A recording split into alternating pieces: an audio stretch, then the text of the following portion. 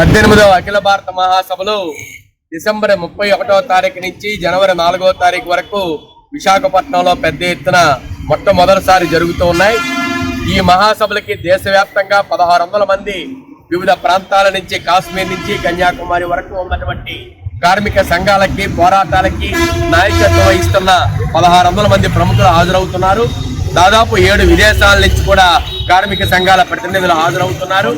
4వ తారీఖు నాడు జనవరి 4న విశాఖ బీచ్ లో పెద్ద ఎత్తున లక్షలాది మందితోటి భారీ ప్రదర్శన, బహిరంగ సభ జరుగుతూ ఉంది.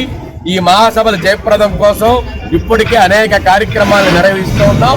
అందులో భాగంగానే విశాఖపట్నంలోనూ భారతదేశంలోనూ వివిధ రాష్ట్రాల్లో జరుగుతున్నటువంటి కార్మిక పోరాటాలను ఏదైతే నరేంద్ర మోడీ ప్రభుత్వం కానీ, అంతకుముందు ప్రభుత్వాలు కానీ కార్పొరేటీకరణ విధానాలను తీసుకొని వచ్చి ప్రభుత్వ రంగ సంస్థలు ప్రైవేటీకరణ చేస్తున్నాయో, ఆ ప్రైవేటీకరణ విధానాలకు వ్యతిరేకంగా దేశవ్యాప్తంగా కార్మికులు, కర్షకులు, ప్రజలు, రైతాంగం చేసిన పోరాటాలు ఏవైతే ఉన్నాయో ఆ పోరాటాలన్నీ ప్రతిబింబించేటట్టుగా ఎగ్జిబిషన్స్ నిర్వహిస్తూ ఉన్నాము.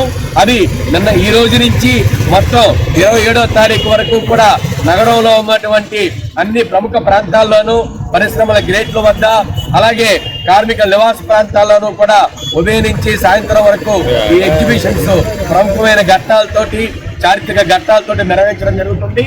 27వ తారీఖు నుంచి 2వ తారీఖు వరకు ఆంధ్ర యూనివర్సిటీ ఎగ్జిబిషన్ గ్రౌండ్స్ లో ఈ ఎగ్జిబిషన్ ప్రదర్శించబడుతుంది.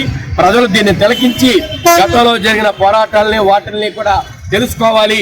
శ్రమ యొక్క విలువని, కార్మికుల యొక్క పోరాటాలని, కార్మికుల త్యాగాల్ని ఈ రోజున మోడీ ప్రభుత్వం పోరాడి సాధించుకున్న హక్కులన్నింటినీ కాలరాస్తుంది కాబట్టి ఈ హక్కులన్నీ కూడా పోరాట.